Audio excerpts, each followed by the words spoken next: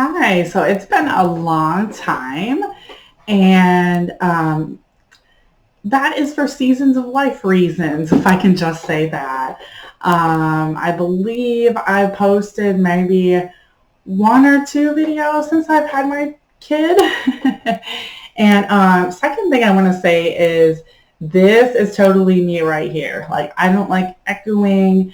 I like to be professional. So you will probably see me with a headset on. And I know that's not common and people just don't do that. But I got used to this totally when I was doing tutoring or any kind of work online, really.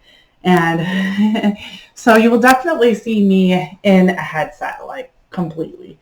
And I'm actually trying to figure out how to balance my head. Anyway, so what I wanted to focus on, even though I have many aspects of things that I could focus on, because I have done everything from bookkeeping and accounting and tutoring or teaching, writing music, writing blogs, writing stories, writing poems. So I could do just about any kind of videos along those lines. But today I want to focus on motherhood. And by the way, wink, wink, I probably will focus on all those other things at some point, or at least some of them as well. So today I want to talk about my journey of being a mother or of motherhood so far. Now, I have one child, and kudos to you people, you parents out there who have several children or at least more than one. I'm not sure that I could do what you do, but I have my one kid, and he is about a year and a half-ish. Quickly going to be two before too long, I'm sure. I've heard in the blink of an eye, things go by really fast. And in a sense, I kind of feel like they have already. So if I can reflect on my journey of motherhood so far, I would say for the most part, one thing that I've come across time and again is I've been very overboard because I'm really worried or concerned about my kid. I want to make sure I raise him well. I want to make sure that he treats people well, that he is respectful and learns to share and gets rewarded for doing good things that he should be doing, and, you know, kind of steered away from the things that he shouldn't be doing. And he is still very young for a lot of that guidance process. And what I hear about worrying in general is it pretty much never goes away. When your kid even gets older, I've heard, and becomes an adult and moves out of the house, no matter if they live next door or across the country, around the world, you just have a burden for your child. You want to know that they're doing all right. And sometimes, we're just like, I don't want my kid to go through this, or I don't want my kid to suffer, and I just want to know that they're okay, right? So thinking back to pregnancy, okay, first of all, he was a miracle child, right? So we weren't really expecting to have him. We prayed for a long time, and we wanted a child, but we just didn't really think. My husband and I, we just did not think it was going to happen. So when it did, I had kind of a relatively high-risk pregnancy, and everything turned out all right? But at the time, I was quite consumed with anxiety, worry about how is this going to turn out? Is he going to be okay, right?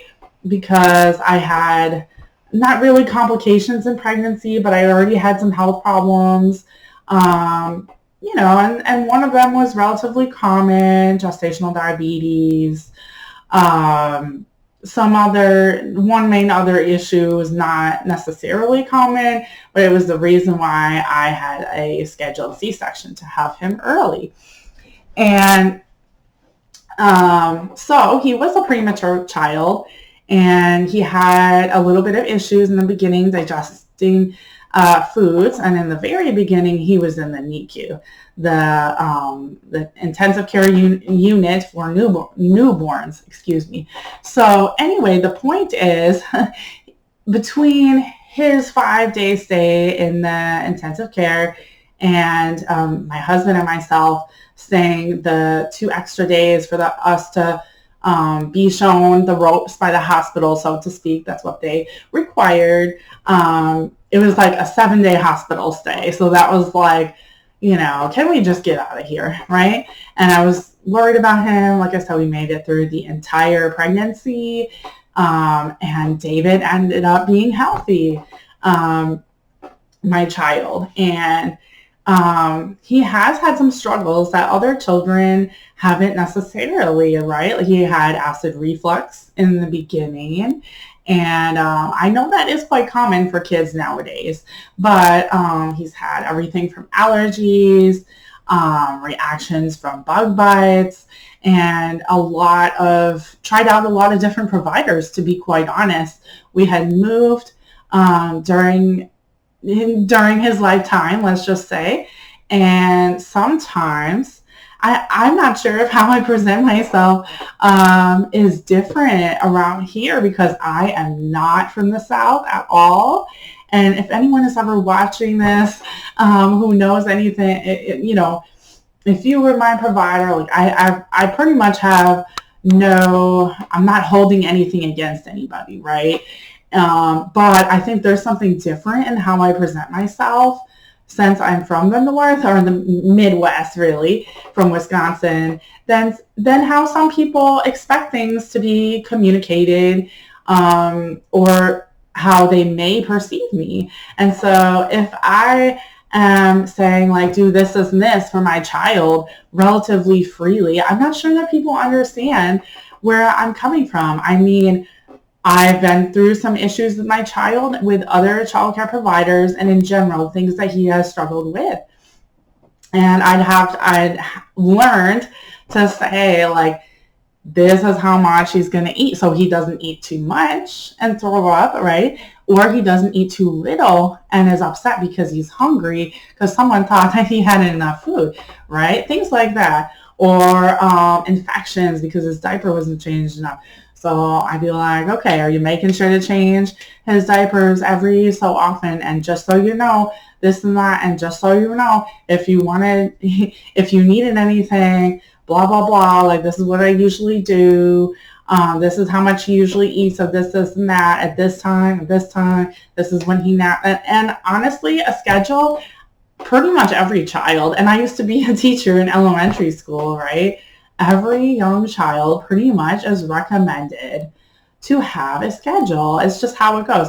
Now, is it always to a T or exactly at this time? Not necessarily, but in general, young children and babies have schedules, right? And so that's something that I feel like is pretty common. And I always was like, hey, like, as his mother and the one who knows more about my son than anyone else, like, hey, you might want to know this, and that, so that you don't have an issue with him being too hungry, or you don't have an issue with him throwing up, or you don't have an issue with him having an infection. And in my mind, these were like basic care. I'm like, I would not want to argue with a mother, and I would not want to go against her wishes. And sometimes, though, some of the requests that I have, or things that I end up being particular about or communicating about, because I'm actually relatively extroverted, I say things on the fly. I'm not even thinking about it before I say it. Like, I might not be like, okay, so I'm going to tell them about that. Is that a good idea? Or I might not even come to a decision on it. I'm just like, hey, just so you know, blah, blah, blah. Anybody that watches him.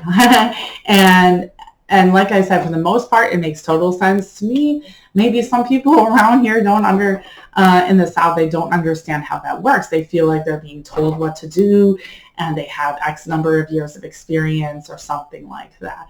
So most of my mothering experience, in terms of frustration with other people and worry about that, has been, I'd like to just tell them, like, I think you need to do this, this, and that, because I've been with my son more than everyone else.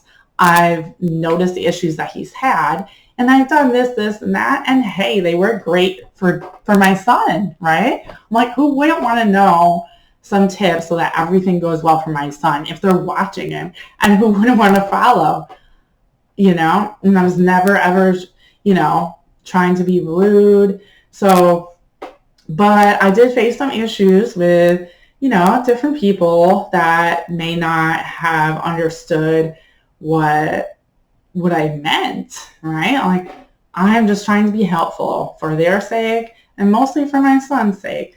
So as few of issues as possible would come up. And so that resulted in some excessive worry. And some of that was the result of excessive worry, because I'm like, oh my gosh, I don't want him to throw up, or I don't want him to experience this or that. So I'm going to over communicate. And honestly, I have no idea, this being my first child, what do people know? What do people know already? I have no idea. So I would just tell them like everything as if they knew nothing, and I don't know what they know. So I felt like that was not overkill. That was just, hey, if you know 90 to 100% of it, that's great. If you don't know any of it, here it all is. And I feel like that was being responsible as a mother.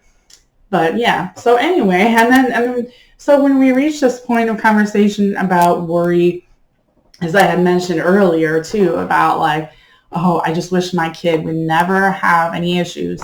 I just wish that everything was perfect for my child, right? There's been some times where we've been in storms, or he has had to go to the hospital and we were really, really worried about him, or I was, for sure. I mean, you can only speak for yourself, right?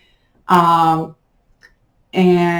it ended up being okay, but you're like, oh my gosh, I'd do anything to have my kid avoid issues. But then you're like, you know what, that's just not realistic. So I'm going to have to trust God. I'm going to have to pray about this, that, and the other that I'm worried about my child, and trust that everything is going to work out for our good, because no one is always sheltered from problems. And so that's what I want to emphasize, that I have definitely learned. And also at the same time, so to trust God, ask for his help, and realize that he means best for us, including our kids. And we're not always going to have, right? We're going to have problems. We're not always going to have a perfect life. That just isn't the world that we live in. And also that sometimes excessive worry about our child and lack of trust in God can lead us to be angry, frustrated, worried, and sad, so having possible conflict with other people, because we're like, like if he goes too far this way or that way, he's gonna hurt us, and just like overboard things that you don't realize at the time, because you're worried, and you're like, oh my gosh, he's had enough accidents today. He's had enough problems today. He's cried enough today and that's good. That's good that we have those hearts as parents and as mothers, right? But at the same time, like I said, nothing is going to be, this world is not perfect. And so I have to have trust that Jesus promised that there would be problems, but we'll still have rewards for doing what's right in the end. And therefore, we need to treat other people with respect and honor our God, and just trust that he's got it. So anyway, that's that's most of what I had to say. And yes, I have allergies really bad here. So anyway, I also wanted to say, aside from the worries and the frustrations, the part that I thought I would enjoy about parenting the most is teaching my son. And I love to teach him everything, and there's great joy in that. And I know that's what God intended. So to keep that in mind, that the problems and the frustrations and the worries, not just are outweighed by the joys and the rewards here and in heaven, But the Bible says that joys far outweigh problems. Like whatever our little bitty problems are here, our rewards and our everlasting life, especially into the future, far outweigh it. So we need to focus more on heavenly things, on that teaching our kids to follow and honor and love Jesus and love people, much more than the current concerns of like, oh my gosh, are we going to have to go do this again? And like I said, asking God for help and worshiping him even in those times, right? Because nothing is too small. Nothing is too big for us to ask God for help and believe that he'll help us. So I just wanted to give that encouragement to fellow parents, whether new or experienced, that yes, we have problems and frustrations, and we're never going to be able to fully shelter our kids from them, but we can teach them and we can set an example to honor God and love people, and that's what we should be focused on. So anyway, thanks so much, guys, and God bless you.